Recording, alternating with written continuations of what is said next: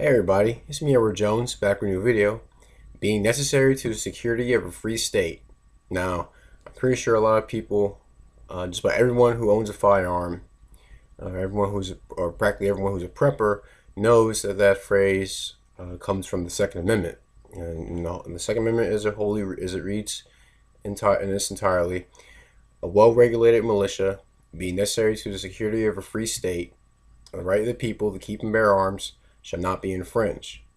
I've always noticed that there's I guess when people want to have justification for making, um, or it may not be the case now, but for having more gun control laws, they always want to go back to a well-regulated militia, and they don't seem to understand that well-regulated militia just simply means a well-armed, well-trained, a well-maintained public fighting force, or public fighting force. The people make up the militia, and so that's what well regulated means.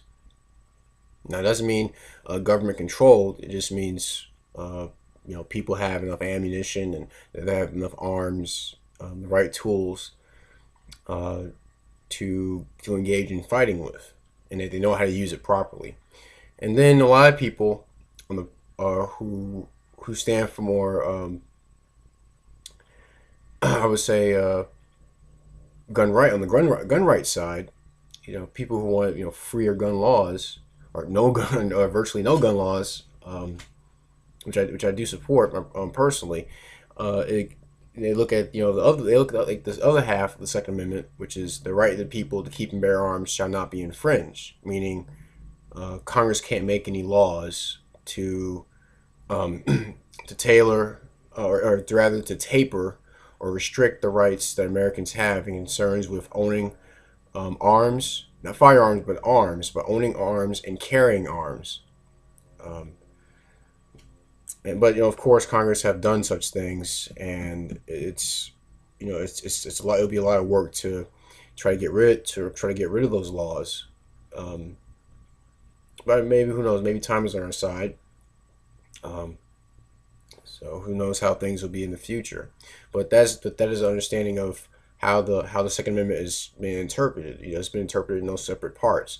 But the part that no one really that I haven't seen a lot of arguments um, for supporting or for discussion is that middle part, or not even the middle part, just the I guess the second quarter of the Second Amendment.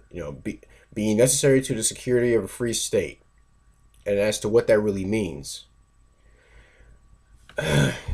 uh, may say some things that may I don't know if it'll rile people up, get them upset with me for saying them or suggesting them or thinking them, but it is what it is. I believe I have to say this. If it's the truth, then I want to be able to say it freely. You know, exercising my First Amendment, um, or exercising the rights enumerated under the First Amendment. Um, if you think about securing a free, like, what does it mean to have a free state? And to me, it means a free state. It means free from free from abuse, free from uh, oppression, free from state made terror, terror, state made terrorism. I guess basically just what being free, a government that facilitates liberty. That's what a free to me. That's what a free state does. Um, and then you look at the first part, being necessary to the security of. And so you think about what does it take to secure a government that facilitates liberty? Uh, you go back to the part about well-regulated militia. Why would you need a well-armed, well-trained public? And how does a well-armed, well-trained public facilitate or protect a state that facilitates liberty? How does it do it? Um, Thinking about it a lot, and people say that they want to exercise the Second Amendment right in case they have to protect themselves from their own government. But what does that really mean? Have we actually said to ourselves what that entails? it's I don't think it's anything to be ashamed of. I just think it's something that people need to realize that that basically that second quarter refers to killing cops. I mean, that's basically what it means. If you think about it, it was the Second Amendment it was put in place, or rather, it was something to be put in the Bill of Rights out of concern, because the founders had a concern of standing armies. Now, we may think of the military in itself as being a standing army, but not necessarily so. The police, on the other hand, within individual states, that's a great example of a standing army, and it's becoming more apparent as we look at how police are arming themselves, the type of equipment, type of gear they have, the vehicles, the uh, riot suppression, or not really riot, but crowd control devices that they have. They're a the police have become a standing army. Now, for those of you who watch my channel and who are cops, I want to say that I'm not. This is not a stab, or well, there's a whole thing about there are good cops out there, but I still ask the question: what are good cops doing about bad cops? And I'm not just talking about uh, conducting investigations, but I mean if a good cop is on the scene of when a bad cop is acting in a brutish manner, what is that good cop doing? Is he actually is he actually greasing the machine in a sense? Is he allow is by their silence, are they allowing this? Aren't they allowing brutality to happen? By their inaction, are they allowing wrongful actions to occur? I ask myself, if I were to see someone getting attacked by anyone on this on in front of me, if I ever see someone getting attacked in front of me or hear my neighbor in trouble, should I just stand and watch? So I think about what did that second quarter of the Second Amendment mean? It essentially means it simply means fighting the police, killing cops. I know it's a hard thing to say, but that's the reality of it. If you think about how a lot of people, when they catch these occurrences on camera, and that's great that they're actually recording it. They are exercising the rights enumerated under the First Amendment. They are the press essentially. Um, when they speak their disapproval of what's going on, and then they're recording it. But the problem with just recording is that you're a human being holding a camera. You're not a camera yourself. You're just operating a camera. You're still a human being. What should a human being do if he sees another human being being hurt? Shouldn't that person step in and help the person who's being attacked, whether that attacker has a badge or not? And that's something I think about a lot. What are by just having, I mean, just to talk about body cameras, but just about everybody has a camera. So, and there are cameras in squad cars, but this stuff still goes on. If if those if those if those if those bad cops don't don't care about their actions being recorded, then what does more cameras do? What does it matter to have a whole bunch of witnesses when the potential of actually getting away with evil actions is pretty high. There's no real deterrent from just having a camera. The First Amendment protects the right to have complain your grievances, or give your express your grievances, or express your ideas to to be the press, to record this kind of things. But if you're a human being and you're right, and it's right there in front of you, and then if the First Amendment isn't enough, when do people start going to the Second Amendment? When do people start actually stopping police dead in their tracks from the actions from these types of actions? And I know a lot of people may wonder, could that work? And I would say it has worked in several occasions. Bundy Ranch, for example, he was able to get. I mean, however you may feel about who was right, who was right or who was wrong, there was equal force. you had BLM, and you had other ranchers and other supporters of Cliven Bundy, and both sides were armed. No one was killed. No one, I mean, there were some scuffles, but no one was seriously injured. Um,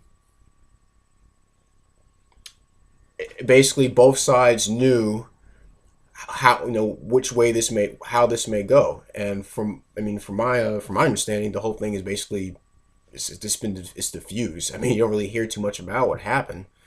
Um, and another case, going back to with the the civil rights movement, there was the Deacons of Defense, and there's a story about there were these black high school students that were protesting at their high school, and I think it was in Mississippi. Um, the police chief ordered the fire department to turn the hose, get the hoses ready to spray these students. And now a lot of fathers at that time seen the video, they seen they seen on TVs of of young adults, or some even teenagers getting sprayed with water hoses, and and the harm that could be done from that. So across the street, you had uh, four black men step out of a car and start loading shotguns. And I guess it was the fire chief was there. They told the fire chief, "You turn those hoses on these students while they're peacefully protesting, there'll be blood in the streets, because they won't put up with they weren't going to put up with those who wanted to express themselves being attacked. Even if it was with water hoses, they weren't going to stand for it. A person can still get injured from a water hose if they fall wrong. If they're hitting certain areas, it can result in bodily injury, potentially even death. So the water hoses didn't get turned on, and the peaceful protests went on. But that's because you had one side one side who was going to use force against those who, I guess, didn't have the capacity to do so, and that was basically the equation got balanced when you had you had the four members of the Deacons for Defense start loading up shotguns and give a fair warning. You turn those hoses on, we're shooting you. You know, and that goes back to some of these occurrences that a lot of people see nowadays with with the way police are doing no knock warrants, or shooting the family dog, or the tasers and all this stuff. It's like, well, if people see these things as being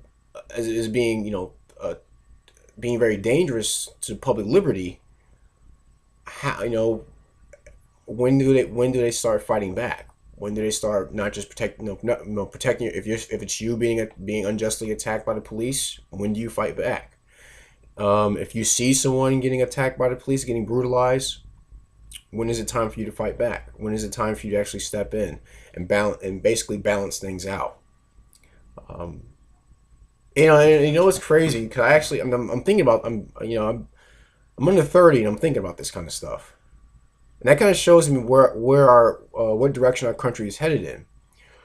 But I think it's actually good that I'm actually able to think about these things, and and to discuss it on an open forum, because I do welcome everyone who watched this video. I would like to hear what you have to say on the matter. You know, I understand shooting. Just the phrase "shooting police," the thought of shooting police, it doesn't make. I'm pretty sure it doesn't sit well with a lot of people. A lot of people who subscribe, a lot of people who watch this video. But I say it's an option. It's an option that may have to be utilized someday, especially as we see this expansion of police powers, and also this unaccountability of of brutal actions done by the police. How do we turn this tide if cameras don't work? If what suspension with or without pay doesn't work? Maybe force will work. I mean, no one wants. And it's hard to say that, but um, Al Capone said it best. You can go far with a smile and a kind word. You can go a lot further with a smile, a kind word, and a gun. And he was right. If one side, if all one side practically understands force, then is it really wrong to speak their language? Now, when I say violence, I don't mean, arbitrarily attacking people, but I mean coming to people's defense, or defending yourself when you are unjustly attacked, or when you witness or you see someone being unjustly attacked. It's great that you can record it. But what's wrong with also having a Glock in your hand while while you're recording it? If a person really is getting attacked by anybody and you choose to record it, why not also assist in stopping it? You know, those are my thoughts. I like to hear what everyone out there has to say. Do you agree with? Because that's basically what that second quarter of the Second Amendment means. It means fighting. It means fighting, standing. It means fighting, or having a resistance force against a standing army to preserve a free state. That's why you need a well-regulated militia, a well-trained, well-armed public, well-informed public as well. But please tell me what you think. Do you think I'm off my rocker? Or do you think I'm wrong? Or do you think there actually is something to the things I've just said? I love to read your comments or see a video response, or any leave any links to any articles that pertain to this subject. Oh, I also will include an article that I found last night that was actually pretty telling, and this is in China. So hopefully I'd like for you to check it out. Please leave comments or videos, like I said, a video response. Got any gripes, complaints? Send me a PM. See if I can make any corrections, or I don't know, do what I can to correct any mistakes like that one, like that redundancy. But I'm not perfect, but I try. But that's my video. Being necessary to the security of a free state. I'm Edward Jones, and thanks for watching.